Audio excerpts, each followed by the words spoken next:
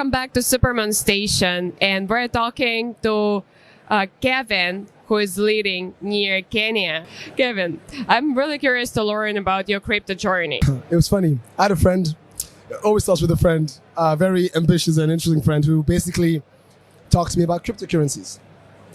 And I didn't understand what that was. So he was sort of trading at the time, but that was back in 2015.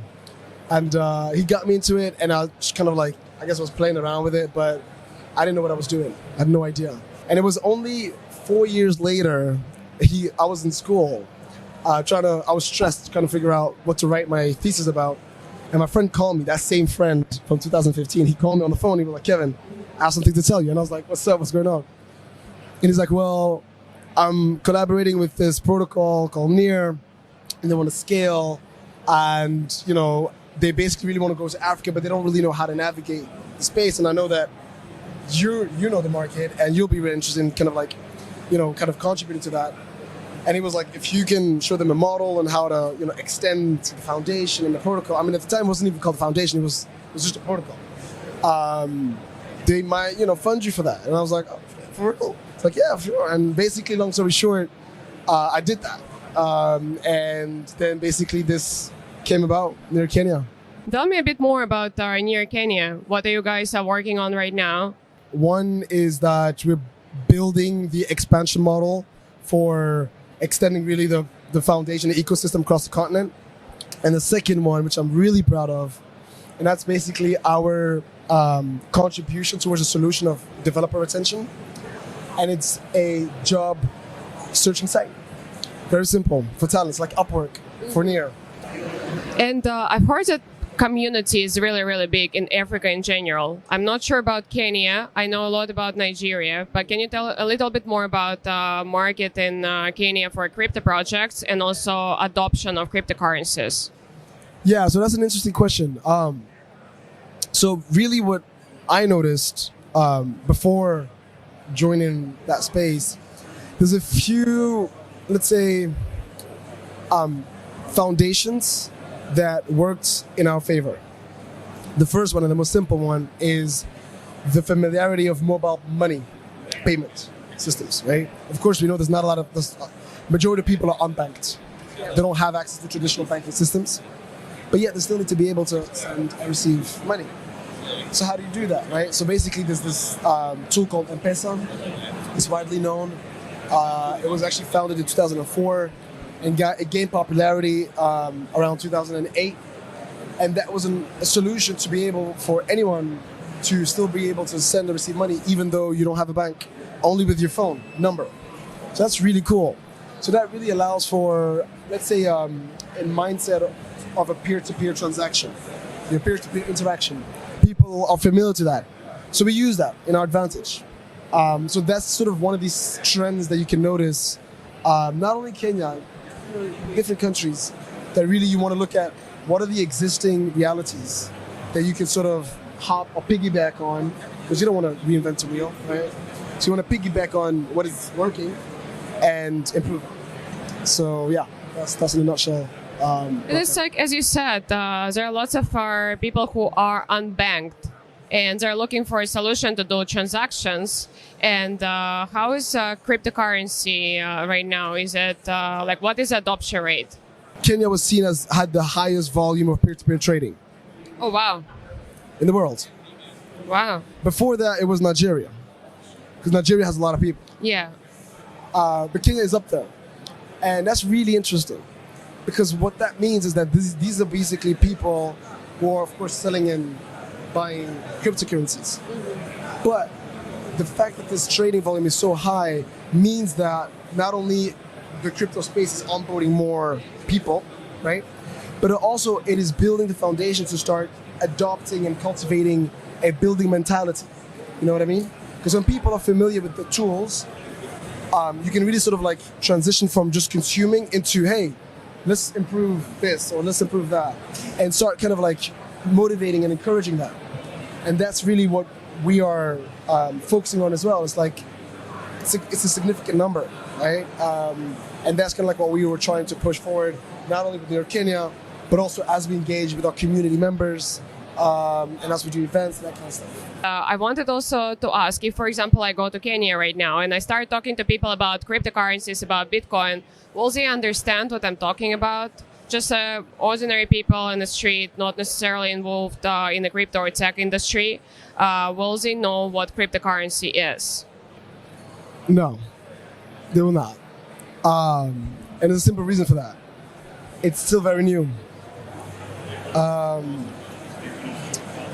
The crypto bubble first of all, when people say like, oh, there's a crypto event in Kenya, what they really mean is Nairobi. It's in the capital. Outside of the capital, there's no crypto activities. Okay. To that extent. So that also explains how other ecosystems, not only Near, although Near is different because we did something different, but other ecosystems, they go to the capital to find the same people at the same events and fishing in the same pool for the same developers that everybody knows and the same faces all the time. But the capital only counts about 5.7 million people. The entire nation has 54 million people. So what about the rest, right? And even within the capital, there's really bubbles, right? And you literally notice the same faces. And we really want to change that because there's so many more, as you know, there's a very young demographic in Africa, generally speaking. But we got to target those people. Because if you really want to have a mass adoption, as of course Near ecosystem is looking to have as a goal, we need to expand and go outside of the capital and find those very smart, very intellectual students and talents and artists and developers and builders and entrepreneurs to bring them into the ecosystem and give them value to what they want to build. And that is lacking. So the answer is no, but that's why, yeah. I guess, yeah. And is Near trying to capture the population, the entire country's population? Because you said Near are doing something different. Yeah, so what we did with Near Kenya is actually pretty awesome. Our first event in the nation of Kenya was outside of the capital.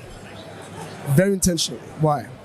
Because we actually were part of the first ever in history crypto tour in Kenya, which is really cool. I like it, crypto tour. I know. So the idea was, because there's a lot of there's a lot of big cities outside of the capital, right? Look at close to Lake Victoria, which is the largest lake in the continent. Has a city called Kisumu. There's at the coast, Mombasa, which is one of the biggest ports in East Africa. Basically the channel to bring all the goods into Central Africa. And all the hotspots, all the university towns and whatnot. So we said, listen, let's do this crypto tour. And interesting enough, we had one other partner who was there, and that was Binance, because they understood the value of it. And so that's why we need to move aggressively to be present. And so the different thing that we did with Near Kenya is that we build a community first outside of the capital and then circled back around and finished inside the capital. So we basically grabbed pockets of community members. And that's how in a few months we've managed to grow a community for over 2,000 people. Rarely happens. Because these are new people. Of course. So I think that's really the edge that Near has had, because it never happened. There's no other ecosystem that's done it before. Not Polkadot, no Algorand, no Celo, none of them. Because I see most of them come to Kenya first. If it's not Nigeria, they come to Kenya. Maybe South Africa, but it's different. So I see how they navigate. We see that. And the big difference is that we are local, right? And we are on the ground consistently. You mentioned that Near did a crypto tour. How did you guys try to onboard people outside of capital? Traditional advertisement that we know, generally speaking, in Kenya, I would even say East Africa, a lot of the countries in Africa, doesn't work. I know that because I tried and I failed. The way you really bring in people is literally knocking on doors. So what we had is like this. Imagine this is a college hall, okay? We had a stand like that. We had literally a banner. We had flyers, and we would literally go and just grab people. Be like, hey, would you be interested to come to this event? It's about blockchain. Don't worry about it. You don't need. We will explain what blockchain is, but there's free food and free drinks. That's all you gotta know, and bring your friends. Literally, that's how we brought people in, because people don't understand what crypto is like that. So it doesn't make sense to do these fancy Google advertise because nobody's gonna come. Did you get any feedback from people about NIR? Like when you bringing them in to these events, explaining what NIR is about, what is a common response that you would hear from people? They get excited. Yeah. 100%. And there's a few reasons for that. But does he truly understand what's that about? Well, they understand what they get exposed to. Okay? So our angle at the beginning, right, was very much based out of education and awareness. So we were extending what NIR education at the time was doing to the continent, right? So people saw that. They got exposed to that. And that was their, let's say, the entry points, if you will. And they understood that, because that's why we showed them, right? And that's good, because, it allows for people to learn and on the self-paced and whatnot, and you can single out those who are committed and those who are not, right? So that they did understand. And definitely you have, a few people who are, they don't really need us like that, because they get it. You know what I mean? In fact, our real target audience don't even need us. They don't even need us like that. Yeah. Right? The curious people, of course, we want to provide a space and a place for them to get educated. But we really wanted to sort of like provide them that entry point of saying, hey, if you are an artist, I would love you to, kind of meet or see what Mintbase has been doing. Look at all the different artwork that's been going on. Look at what they're building. That's super cool. So they see that, and that's what they know. They don't need to know about necessarily DeFi or all the layers, because it's too much, right? They just want to focus on what they like. They don't care about other stuff like that, right? It's an interesting thought that people are need to focus on some things they like, and not being exposed or maybe brought into some things that they don't need at that moment. Because sometimes I feel like we're trying to complicate things. Yeah. You know what I mean? It doesn't have to be complicated. We don't have to overcomplicate it. And I think based out of, this the fact that you want to sort of, bring in the crypto awareness, people are going to stick around when they basically get to find what they really like in the space. That's a wild space. So everyone got a story. What's your story? Circling back to that friend, 2015. In fact, no, that was late 15, early 2016. So him and I were back in school, right? I studied philosophy. My first major was philosophy. And remember how I told you about he was talking about cryptocurrencies and whatnot, and he was talking about trading and whatnot. So I trust him, right? This is my friend. Although I didn't understand what it was, I trusted him. And at the time, I invested. Well, he told me to invest in like a few chains, and we were interested in like supply chain management. Like that's kind of like our that smart contract utility. We were interested in that. So I had invested in a few supply chains at the time on Binance. It was so different to invest at the time as opposed to now. Like I used to be paranoid to lose my keys because like that's the only. I'm telling you, like we used to have an actual Word document with all our passcodes and key phrases and all that, and print that out, put it in an envelope, and put it in a bag, because I was just paranoid that like somebody's gonna steal it, and I had no money. Like there was no reason to get paranoid. Anyways, I just got excited. So, anyways, long story short, I invested in a few ones. Then remember how I told you then I kind of left space, whatnot. I had completely forgotten about that, the fact that I had invested back in 2015. In fact, I'd completely forgotten about my accounts, right? And then looking into 2019, that's 4 years later, I get these emails, these random emails by this thing called Binance. And I was like, what? I know what Binance is, but I forgot about it, whatever. And I kept receiving these emails, and I'm like, I don't even have an account. Like, why do I get these emails? And I get the emails like reactivated, whatever, it's an update. And I ignored it. And then eventually I said, you know what, let me look into it. I opened to it, and I looked that I actually did investment back in 2015, completely forgotten that I had a wallet, completely forgotten that I had stuff in there.